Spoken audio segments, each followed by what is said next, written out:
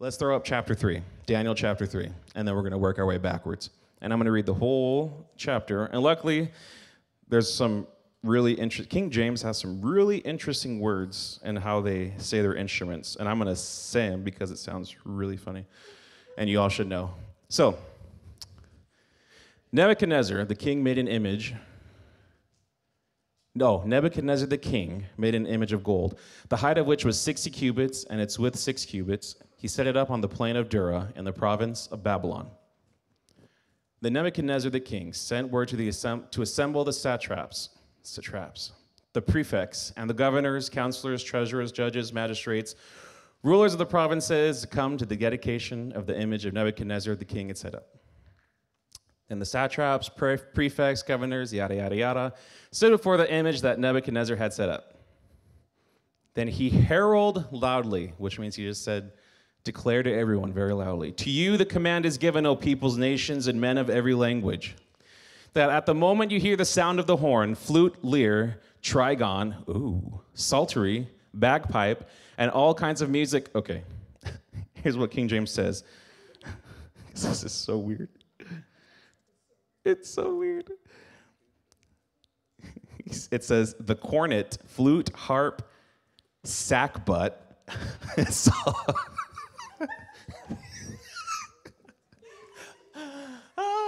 So the bagpipe is also known as a sackbut in King James. And all kinds of music, you are to fall down and worship the golden image that Nebuchadnezzar had set. I can just imagine. Okay, let's keep going. Let's keep going. But whoever does not fall down and worship shall immediately be cast into the midst of a furnace of blazing fire. Therefore, at that time, when all the people heard the sound of the horn, flute, lyre, trigon, psaltery, sackbut, and all kinds of music, all the peoples, nations, and men of every language fell down and worshiped the golden image that Nebuchadnezzar, the king, had set up. For this reason, at that time, certain Chaldeans came forward and brought charges against the Jews. They responded and said to Nebuchadnezzar, the king, O king, live forever. So they were risen him up. They're like, hey, my guy, the best one. You're the guy. They were like, it's what it was doing. O king, live forever. You, O king, have made a decree that every man who hears the sound of the horn, flute, lyre, trigon, psaltery, bagpipe, and all kinds of music is to fall down and worship the golden image. But whoever does not fall down and worship shall be cast into the midst of a furnace of blazing fire. There are certain Jews whom you have appointed over the administration of the province of Babylon, namely Shadrach, Meshach, and Abednego. These men, O king, have disregarded you. They do not serve your gods or worship the golden image which you have set up. Then Nebuchadnezzar, in rage and anger, gave orders to bring Shadrach, Meshach, and Abednego. Then these men were brought before the king. Nebuchadnezzar responded and said to them, is it true, Shadrach, Meshach, and Abednego, that you do not serve my gods or worship the golden image that I have set up? Now, if you are ready, at the moment you hear the sound of the horn, all the instruments, all kinds of music, to fall down, worship the image that I have made. Very well. But if you do not worship, you will immediately be cast into the midst of a furnace of blazing fire. And what God is there who can deliver you out of my hands? Oh, challenge. There is a challenge. Okay, challenge the God of Israel. Shadrach, Meshach, and Abednego replied to the king, O Nebuchadnezzar, we do not need to give you an answer concerning this matter. Which pretty much says, like, you know what, that's really nice and all, but we already made our decision. Our minds are already made up. I know you're giving us a second chance to worship this idol, but we're good. We've made up our minds. If it be so, our God whom we serve is able to deliver us from the furnace of blazing fire, and he will deliver us out of your hand, O king. But even if he does not, let it be known to you, O king, that we are not going to serve your gods or worship the golden image that you have set up. Then Nebuchadnezzar was filled with wrath, and his facial expression was altered toward Shadrach, Meshach, and Abednego. He answered by giving orders to heat the furnace 7 times more than it was usually heated. He commanded certain valiant warriors who were in his army to tie up Shadrach, Meshach, and Abednego in order to cast them into the furnace of blazing fire. Then these men were tied up in their trousers, their coats, their caps, or their turbans, and their other clothes, and were cast into the midst of the furnace of blazing fire. For this reason, because the king's command was urgent and the furnace had been made extremely hot, the flame of the fire slew or killed those men who carried out Shadrach, Meshach, and Abednego. But these three men, Shadrach, Meshach, and Abednego, fell into the midst of the furnace of blazing fire, still tied up. Nebuchadnezzar the king was astounded and stood up in haste. He said to his high officials, "Was it not three men we cast bound into the midst of the fire?" They replied to the king, "Certainly, O king." He said, "Look, I see four men loose and walking about in the midst of the fire without harm, and the appearance of the fourth is like a son of the gods." And we'll pause right there for a second. So here's some things we need to look at.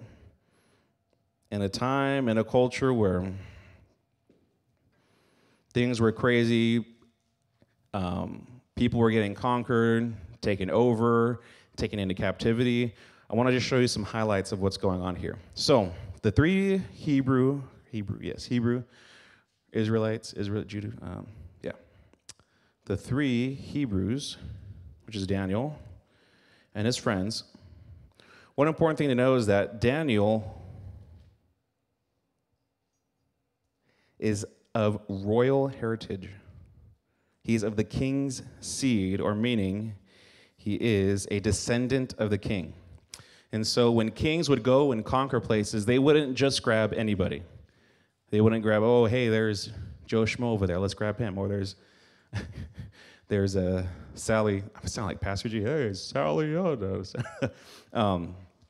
They didn't just pick anybody. They picked the people, or the king surrounded himself with people who were of the best, of the best, of the best. And it's interesting to note that Daniel was of royal descent, him and his friends. And here's what it says in Daniel 1, verse 4. Should have it up there. Here's what it says. Youths, they were youths in whom was no defect, who were good looking, showing intelligence in every branch of wisdom, endowed with understanding and discerning knowledge, and who had ability for serving in the king's court, and he ordered him to teach them the literature and language of the Chaldeans. So Daniel was a good-looking nerd. They all were. And here's the thing is that they, being raised up in royalty, you're taught how to talk. You're taught politics. You're taught everything you need to know in order to succeed in kingdomness. Let's call it that, kingdomness.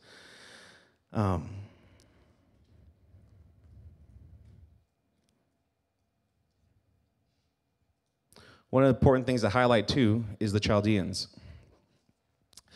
And the Chaldeans, what do we have? What was the next verse that was up there after Daniel 1 to Daniel 2?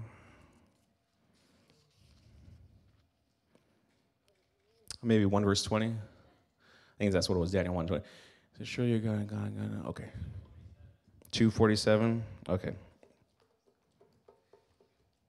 There we go, just some highlights. The Chaldeans were a people group that were well-versed in astrology, reading the stars. And it's interesting because Daniel, it says that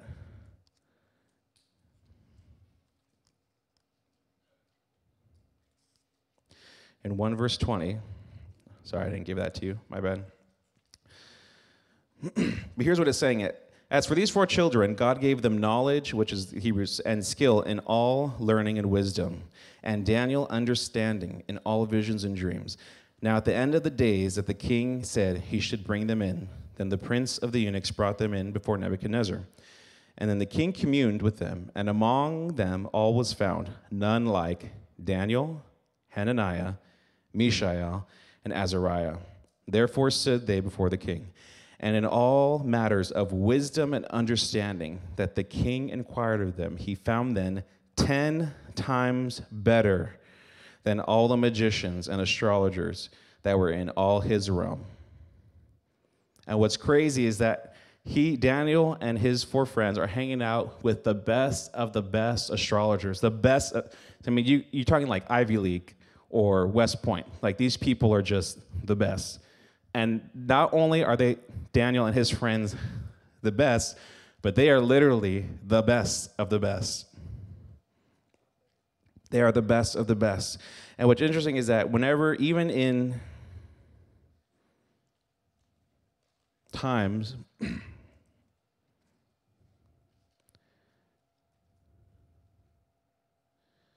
we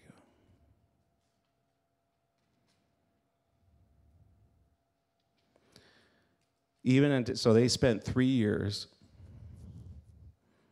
I was going to say, they spent 3 years being trained to be in the king's court, which is a long time. That's a big investment, and you're teaching them your ways, you're showing them how everything's done. And I'm going to say you're untouchable, but you're in a place where you're pretty protected and locked in.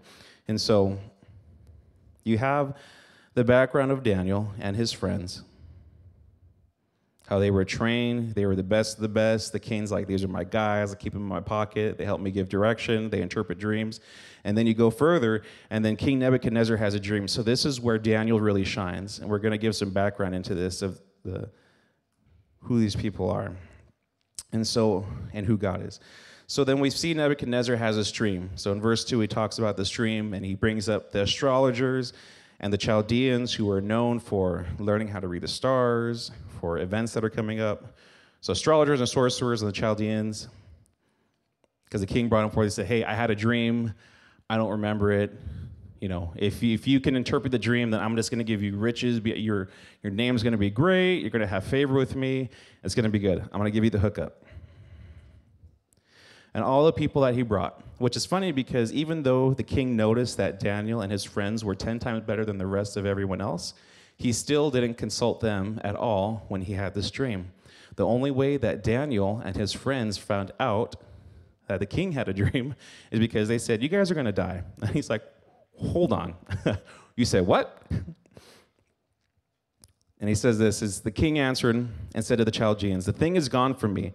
If you will not make known unto me, and if you're following along, this is the next chapter in Daniel 2. If you're taking notes or verses, writing down verses. And he's talking about how, explaining this dream, how there's image, but he can't remember it. And so he's telling this all his people that he keeps close to him. He's like, hey, if you tell me the dream, it's going to be good, locked in, solid. They say, well, we can't tell you the dream. If you would just, tell us the dream you had in Nebuchadnezzar, and we'll explain it to you. And he's like, no, I don't remember my dream. I need you to tell me my dream because I don't remember. And now they're buying time. And it gets to a point to where they say, look, out of all the sorcerers, astrologers, and people that you have in your corner who are the best of the best, no one. It says right here, the Chaldeans answered before the king and said, there is not a man upon the earth that can show the king's matter or the dream. Therefore, there is no king, lord, or ruler that has asked such a thing of any magician, astrologer, or Chaldean. And it's a rare thing that the king requires, and there is none other that can show it before the king, except the gods, whose dwelling is not with flesh. And so here's where he gets angry. He says, for this cause the king was angry and furious, commanded to destroy all the wise men of Babylon. Then Daniel, thank God. And it goes on to say, and they sought Daniel and his fellows to be slain. So even though the king recognized that a quote-unquote God was upon them, they still didn't realize, and they were 10 times better, he still didn't consult them. And so Daniel responds in wisdom, says, hey, hold on. I can tell, I know what the king's dream is. Just give me a minute. God's giving me the answer, give me a minute. And so he ends up consulting God. He's like, okay, God, give me the dream. Ends up telling the king his dream. And he says this, there's a God in heaven that reveals secrets and makes known to the king Nebuchadnezzar. This is Daniel 2:28 through 30. So what shall be in the later days, the dream and the visions of the head upon thy bed are these. And then it tells him about the great image.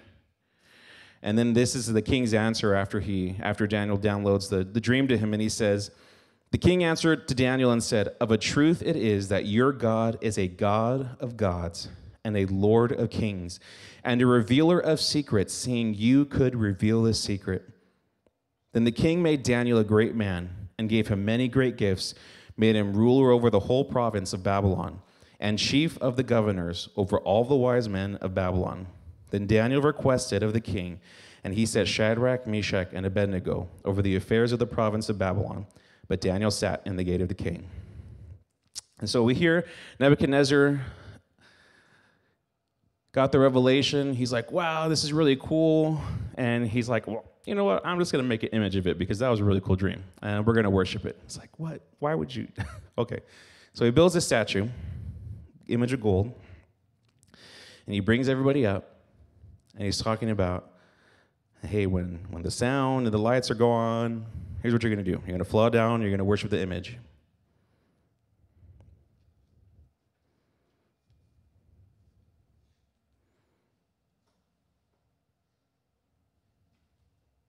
You're going to fall down and worship the image. And so here's what happens is that, as we just read through, we notice that the Chaldeans were the one who pointed out the Jews. Why is it interesting that the Chaldeans were? Because probably if the Chaldeans didn't say anything, nothing would have happened. But here's what they say. They say, "O king, live forever." Like, king, you're the best. You're the guy. We want to be on your good side. And if they can remove anybody from their place, because here's what happened is that they were raised to a place of honor. And sometimes when you get elevated to a place of honor and other people who are really good at what they do, whether it's wisdom, consulting, and in this case, being able to interpret dreams, you know, there's some jealousy that gets involved.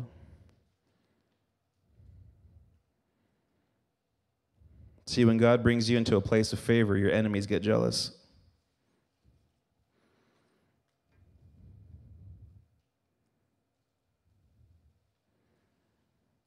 And they're painting this picture of like, these guys don't like, these Jews don't even pay any attention to your gods. They don't want to listen. They don't want to fall down. They don't want to worship.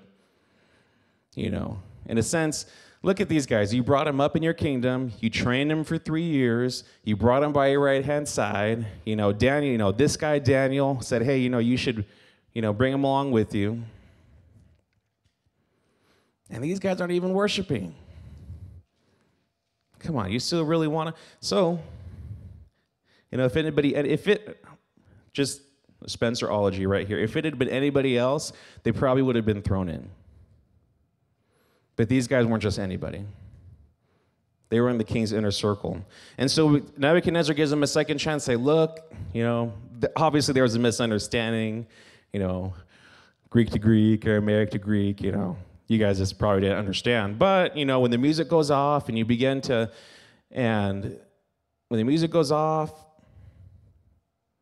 you know, I said this, you know, just worship it, and it'll all be good. You know, it'll be like nothing ever happened. I'll give you a second chance. And they're like, no. Like, we are not slow to answer you in this matter. This is what we believe. This is what we hold on to.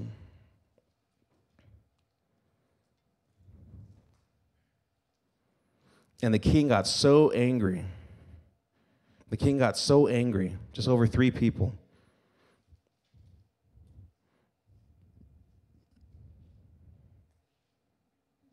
He got so angry over 3 people. It's like, why would you do this? Why would you not listen? Oh, and what he does, he ends up throwing him in the fiery furnace. And then we read on and we see that the Lord saves him. But what is that? What are the parallelisms in that today? What does that look like today?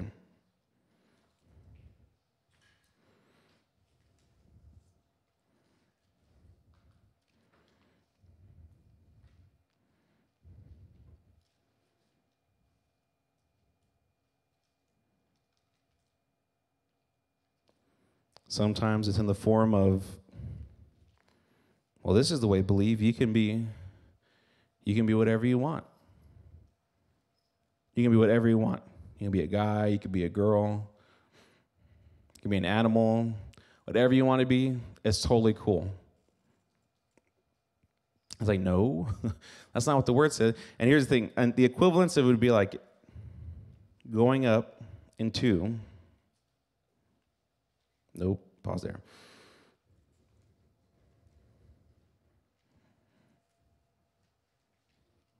You know, sometimes the line is, as Christians, that we can see that, well, you just got to accept everybody.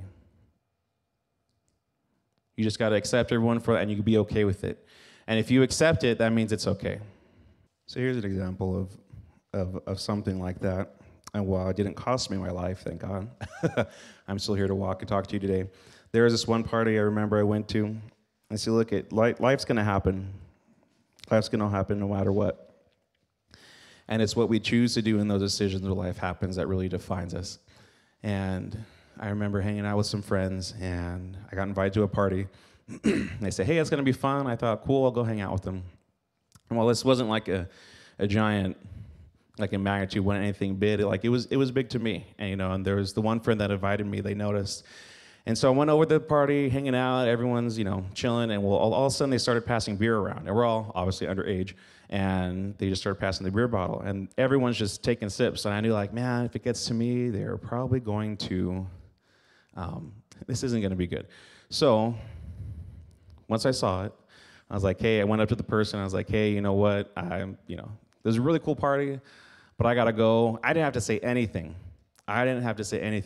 She said, hey, I'm so sorry. I didn't realize everyone was going to be drinking. Thanks for coming, but I'm so sorry. I had no idea. I didn't even tell her why I was leaving. I just said, hey, I got to go. My parents called me or something. And ended up leaving. But here's the thing is that the way that you live is going to speak volumes of who you are. And sometimes the way you live is going to get called into question. Whether it's your integrity, whether it's with honesty, whether it's at your work. And look, we live in a world that does not serve Jesus.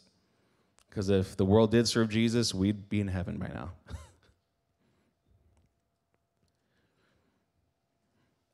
And we see this in the form of they weren't worshiping idols, but this could also be in the form of, well, what are the conversations that you and your friends are having? Are you able to stand up and walk away? Are you able to say, hey, you know what, that's not cool? Are you able to walk away and be like, you know what, thanks guys, that's not cool?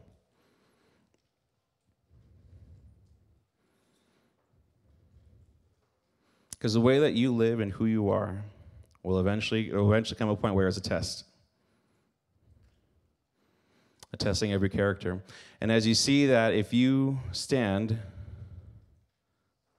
because obviously we have the word, and sometimes the word is a scary thing to stand on because, what if I get called with my life? Well, guess what? God's got your back.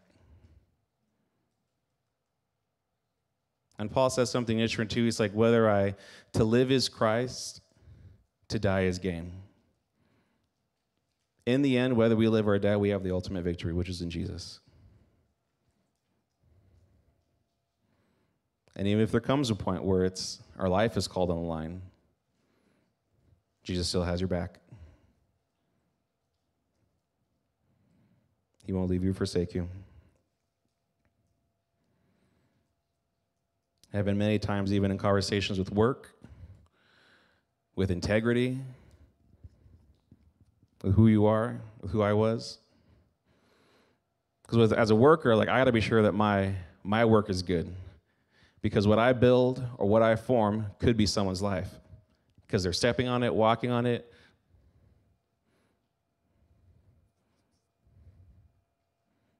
Whether it's building a bridge or building a form that holds concrete, I gotta test my work. I gotta make sure that my integrity in what I do is true.